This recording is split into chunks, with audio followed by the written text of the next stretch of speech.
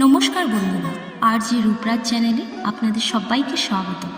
আজকের ভিডিওতে আমরা জানব শ্রীমদ্ ভাগবত গীতার প্রথম অধ্যায়ের দ্বিতীয় শ্লোক। সঞ্জয় উবাচ দৃষ্টা তু পাণ্ডবানীকং গূঢ়ং দুর্যোধনস্তদা আচার্যমুপসংগম্য রাজা বচনম ব্রবীত। অর্থাৎ সঞ্জয় বললেন, হে রাজন, পাণ্ডবদের সজ্জিত সেনাবাহিনী দর্শন করে রাজা দুর্যোধন দ্রোণাচার্যের কাছে গিয়ে বললেন।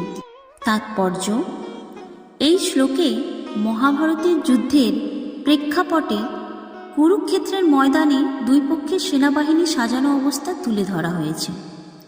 পাণ্ডবদের শক্তিশালী ও সুসজ্জিত সেনাবাহিনী দেখে দুর্যোধন ভীত হয় এবং দ্রোণাচার্য, যিনি তার গুরু ছিলেন, তার কাছে গিয়ে তার উদ্বেগ প্রকাশ করে। দুর্যোধনের এই প্রতিক্রিয়া তার মানসিক অবস্থার প্রতিফলন। এখানে তিনি প্রতিপক্ষের শক্তি দেখে কিছুটা চিন্তিত হয়ে গেছেন এবং এই পরিস্থিতিতে দ্রোণাচার্যের কাছে পরামর্শ চান। শ্লোকটি যুদ্ধের শুরুতে দুর্যোধনের মনস্তাত্ত্বিক অবস্থার প্রতিফলন, যা তার ভয় ও সংশয় প্রকাশ করে। যদিও দুর্যোধন গর্বিত ও আত্মবিশ্বাসী ছিল, তবু এই সময়ে প্রতিপক্ষের ক্ষমতা দেখে তার মনে আশঙ্কা সৃষ্টি হয়। বন্ধুরা, শ্রীমদ্ ভাগবত গীতার প্রথম অধ্যায়ের দ্বিতীয় শ্লোকটি এখানেই সমাপ্ত হল।